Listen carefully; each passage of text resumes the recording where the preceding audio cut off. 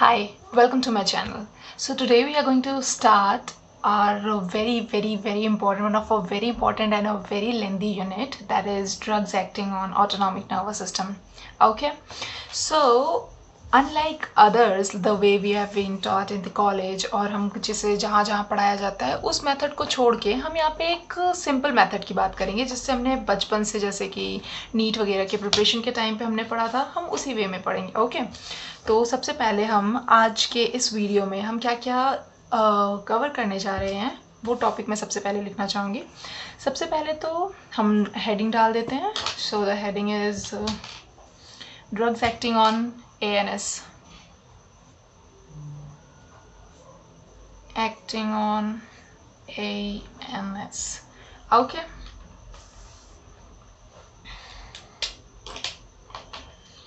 इसमें हम तीन चीज़ें आज डिस्कस करेंगे. पहली चीज़ ये है कि व्हाट इज़ ANS. ANS है क्या. दूसरी चीज़ हम ये डिस्कस करेंगे कि ANS के पार्ट के बाद हमें इतना सा बेसिक नॉलेज है तो हम दूसरा फिर भी डिस्कस करेंगे, that is sympathetic system versus parasympathetic system. और तीसरी चीज़ ये, जो आप लोगों ने पढ़ने आप लोग जब पढ़ने बैठे होगे चैप्टर को तो हम सबका सेम ही डाउट रहा होगा कि यार ये स्टार्ट कहाँ से हो रहा है और इसका कोई एंड नहीं मिल रहा है and things are just getting hodge podged और हमें समझ में नहीं आ रहा है कि what and how do we have to exactly tackle with it. So before that, it is the one of the very productive and a very useful trick of pharmacology. I always used to make a graph or skeletal system of a chapter. Like मैं basic bridging करती हूँ कि हाँ chapter है कैसा और आगे हमें पढ़ना क्या है, तो उस हिसाब से mapping होती रहती है. तो हम mapping करेंगे. ओके, तो चलिए हम सबसे पहले बात करते हैं किस चीज़ की. हमारा पहला टॉपिक दैट इज़ आज का पहला topic that is ANS, autonomic nervous system. First of all हमें पता है कि जो हमारा नर्वस सिस्टम होता है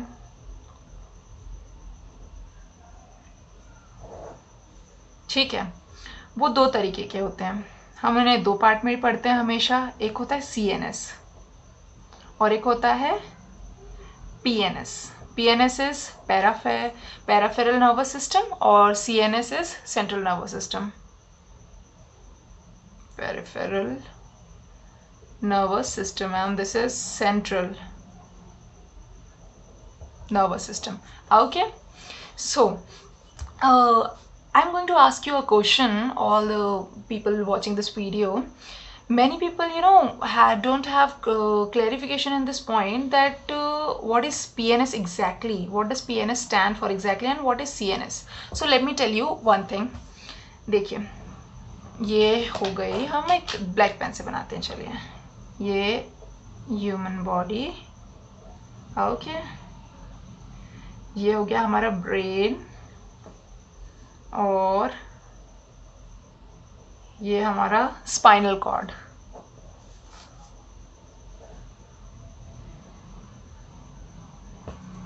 अब हमें पता है स्पाइनल कॉर्ड से बहुत सारे नर्व्स निकलते हैं. ओके, तो ये जितनी चीज़ें सेंट्रल में लाई करती हैं दिस मेक्स CNS और जितनी चीज़ें इस लाइन के अलावा हैं it makes PNS. Okay, so सबसे बेसिक चीज़ जो हमने फर्स्ट ईयर में पढ़ी थी फिजियोलॉजी में, हमने उसका भी रिवीजन कर लिया.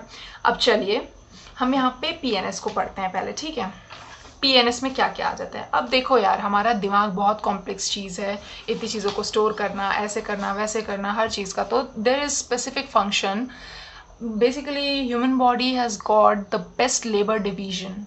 हमें इस सिस्टम में ब्रेन में ये है वो है फंक्शनिंग, हम उस चीज़ को डिस्कस करने जा रहे हैं. तो हम एक बहुत छोटा पार्ट उठा रहे हैं PNS. ओके, अब PNS में भी दो तरीके के हमारे रीजन्स पाए जाते हैं. ठीक है, एक होता है ANS जो हमें पढ़ना है और दूसरा होता है SNS.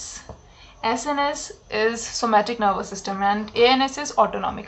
You know very well the word autonomic means what? Autonomic जो खुद से कंट्रोल हो, जो खुद से हो, ठीक है। देखिए सबसे पहली चीज़ तो मैं आप लोग को ये बताना चाहूँगी कि आधी बायोलॉजी, आधी साइंस, आधा फार्मा हमारा ना सिर्फ और सिर्फ इन टर्मिनोलॉजीज पे ही घूमता रहता है यार। I will definitely tell the tricks and all, mnemonics बहुत ही काइंड ऑफ थोड़े अच्छे निमोनिक्स मिलेंगे आप लोगों को। You guys are always going to remember that. Okay चलिए let's again come back to the point. ANS पे आते हैं हम। अब ANS again has got 2 types of division, ठीक है। एक हो गया सिंपैथेटिक और दूसरा हो गया पैरासिम्पैथेटिक। सॉरी मैं लेंस की फोकस में नहीं आई थी, I am just adjusting it. Okay, एक सिंपैथेटिक सिस्टम आ गया हमारे पास और एक आ गया पैरासिम्पैथेटिक सिस्टम। अब देखो हम क्या कर रहे हैं, सिंपैथेटिक और पैरासिम्पैथेटिक सिस्टम पढ़ेंगे। ANS समझ में आ गया। ANS क्या है? ANS है किसका पार्ट है? ANS हमेशा देखिए एक बात याद रखिए, जब भी आप ऐसे फ्लो चार्ट बनाते हैं तो हम जब फ्लो चार्ट को पढ़ते हैं तो हमें ऐसा लगता है हमें सब आ गया, लेकिन हमेशा फ्लो चार्ट हमें कैसे कॉन्फिडेंस आएगा कि भैया हमें आता है या नहीं।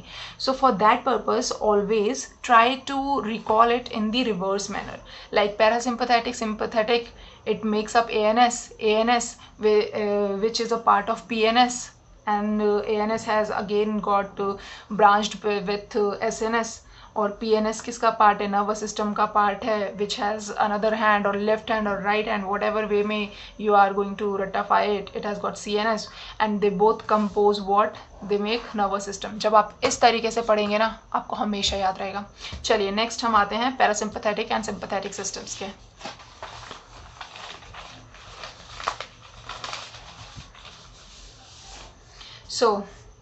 अब हम सिंपैथेटिक और यहाँ पैरासिम्पैथेटिक सिस्टम लिख लेते हैं। सबसे पहला निमोनिक हमारा यहीं से शुरू होता है, सिंपैथेटिक। सिंपैथी वर्ड से हम क्या समझते हैं? सिंपैथी मतलब वो जो हमें दुख में मिलता है, ओके, जो हमें दुख में लोग देते हैं। दुख में हमें क्या देते हैं? Except for the abusive words, lol, jokes apart, that is sympathy देते हैं लोग हमें। तो हमारी बॉडी जब हम दुख में रहते हैं तो तब हमारी बॉडी हमें सिंपैथी देती है, ओके।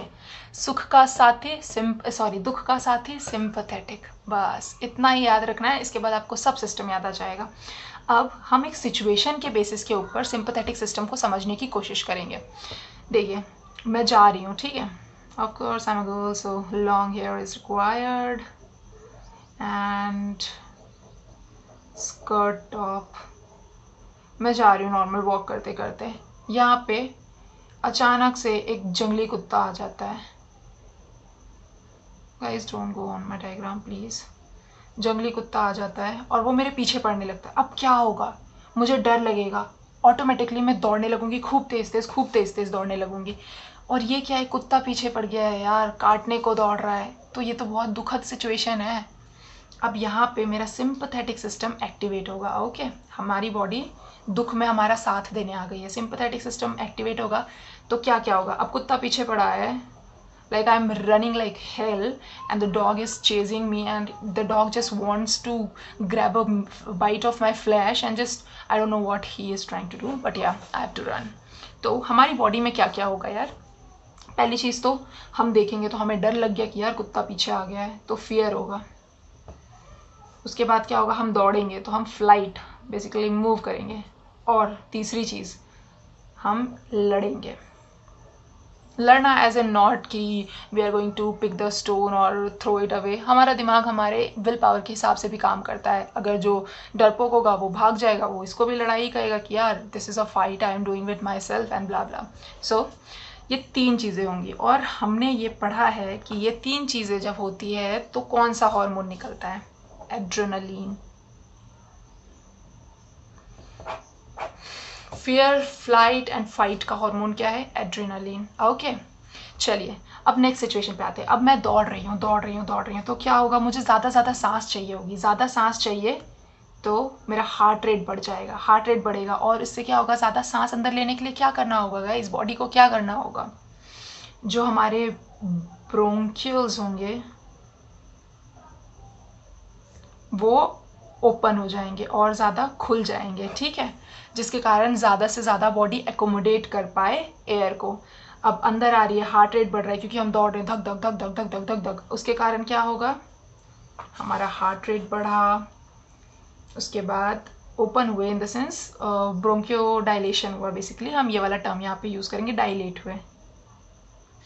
अब अगर हार्ट रेट बढ़ रहा है तो हार्ट रेट क्यों बढ़ रहा है, हार्ट रेट मतलब बढ़ रहा है, पर कैसे बढ़ रहा है, सॉरी आई सेड क्यों, क्योंकि फोर्स ऑफ कंट्रैक्शन, हार्ट जल्दी जल्दी जल्दी जल्दी जल्दी जल्दी कॉन्ट्रैक्ट कर रहा है, तभी तो हार्ट रेट बढ़ रहा है। तो हार्ट रेट के मसल्स, हार्ट मसल्स का, कार्डियक मसल्स का फोर्स ऑफ कंट्रैक्शन बढ़ रहा है।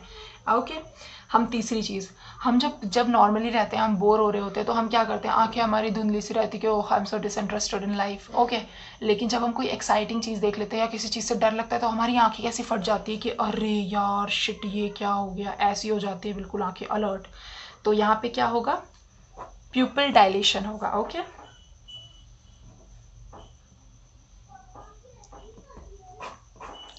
और हमारी आई की कंडीशन क्या होगी, मिड्रियासिस होगा। मिड्रियासिस होगा मतलब कि आयरिस ज़्यादा खुल गया है और ज़्यादा से ज़्यादा अंदर लाइट एकोमोडेट कर सके, हमारी आइज़ ज़्यादा से ज़्यादा लाइट देखे अकोमोडेट करेगी, तो हमें ज़्यादा से ज़्यादा क्लियर विजन्स आएंगे, हमारे विजुअल एरिया ज़्यादा अच्छे से काम कर पाएंगे और हम जल्दी जल्दी जल्दी जल्दी अपनी जान बचा पाएंगे बेसिकली। ओके, सो हमारे साथ सिंपैथेटिक सिस्टम में तो ये हो गया कि यार हमारी बॉडी ने ऐसे हेल्प किया। अब वही नॉर्मल पैरासिम्पैथेटिक बोरिंग लाइफ वही चल रही है, तो क्या होगा, हम चल रहे हैं, मॉर्निंग हम वॉक पे गए हैं, हार्ट रेट नॉर्मल ही है हमारा और बोर ही हो रहे हैं ज़िंदगी में, like as in lockdown we are suffering, heart rate normal, rate decrease हो रहा है, फोर्स ऑफ कंट्रैक्शन भी कम हो रहा है क्योंकि हार्ट रेट कम चल रही है, ज़्यादा चाहिए नहीं बॉडी को, तो हार्ट भी उतना ही कम करेगा, और बोरियत भरी लाइफ है तो जस्ट ऑपोजिट मियोसिस। ओके, उसके बाद फिर क्या होगा, हमारे यहाँ पे लंग्स के साथ में क्या किया गया था इसके द्वारा, सिंपैथेटिक सिस्टम के द्वारा, सिंपैथेटिक सिस्टम ने डायलेट किया था, तो ये क्या करेगा, स्पाज्म क्रिएट करेगा, तो कम सांस अंदर जाएगी। ओके, सो हमारे साथ ये होगा। And one more thing guys, इधर मैं एक चीज़ और मेंशन करूँगी, ये थोड़ा फनी पार्ट है इसलिए मैं इसे लास्ट में बोलना चाहती थी कि देखो, जब भी हमें डर लगता है, हम बहुत ज़्यादा डरे हुए रहते हैं या हम एंजाइटी फील करते हैं, तो मैक्सिमम टाइम पता है क्या होता है, हमें ना यूरिनेशन की ज़रूरत ही नहीं पड़ती है, हमें बिल्कुल ऐसा होने लगता है कि नहीं यार अब तो there is no need of excreting out our product because it is not coming out, you're so full of anxiety and other things. So this is what going to happen with this sympathetic system में क्या होता है, GI gastric intestine I mean GIT की जो movement है, mobility है, वो जो है डिक्रीज हो जाएगी, बेसिकली पेरिस्टाल्टिक मूवमेंट कम हो जाएगा। वो कम हुआ तो फूड नीचे नहीं आएगा, फूड नीचे नहीं आएगा आई मीन बोलस मुंह में रहता है, फिर चाइल्ड, तो चाइल्ड बेसिकली स्मॉल इंटेस्टाइन से बाहर आएगा नहीं, ऐसा कुछ भी नहीं होगा, तो क्या होगा, एक्सक्रीशन या डिफिकेशन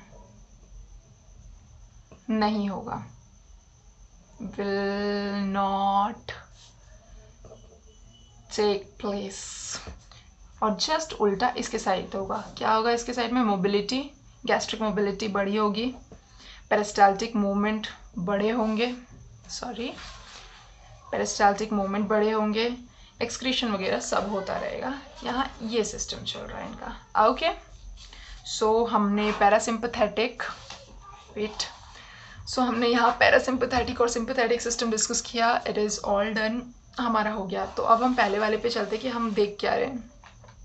हमने आज के टॉपिक में जितना जितना मैंने बोला था कवर करना है, बहुत लॉन्ग हो जाएगा वरना वीडियो, हमने 2 टॉपिक कवर कर लिया। अब हम मैपिंग देखेंगे। ओके, देखो सिंपैथेटिक सिस्टम को पढ़ने से पहले हमारे सिलेबस में जैसे दिया गया हम सिलेबस के हिसाब से पढ़ेंगे, क्योंकि यार basically we have to go through our book. Okay, so सबसे पहले पैरासिम्पैथेटिक सिस्टम दे रखा हुआ है। ओके, तो पैरासिम्पैथेटिक सिस्टम पे जो काम करता है उस सिस्टम को कोलिनर्जिक सिस्टम भी कहा जाता है।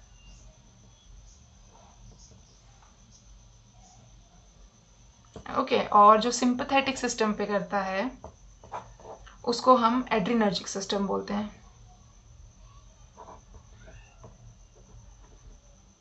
अब नेक्स्ट पेज पे मैं आती हूँ।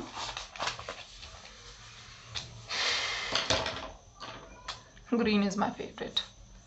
ओके, तो पैरासिम्पथेटिक सिस्टम, जिसको हम कोलिनर्जिक सिस्टम भी कह रहे हैं, ये भी दो तरीके के हो जाते हैं। Okay, cholinergic and anti cholinergic.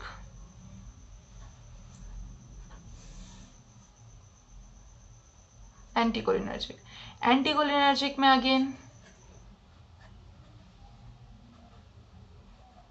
muscarinic, I mean anti-muscarinic and anti-nicotinic। Okay, हमने इसकी छोटी सी यहाँ पे ऐसी मैपिंग कर ली है। तो गाइज आज का हम वीडियो यहीं पे एंड करते हैं। नेक्स्ट टाइम में ये बस आप लोग इतने तक में आप देख लीजिए, पढ़ लीजिएगा, और मुझे पता है नेक्स्ट वीडियो मैं तुरंत ही अपलोड करूँगी पार्ट 1 पार्ट 2 करके। So if you like it please give a hands up, give a thumbs up। I am a very new YouTuber। This is kind of very first video of mine, else I have taught at many places। I really like teaching, that's it। And thank you, do subscribe my channel because teaching is my passion basically। Thank you, and I really want to help everybody because I have felt it when there is nobody to help, no teacher is there, so I would definitely like to try to teach in the way I always wanted to be taught। Thank you, have a nice day।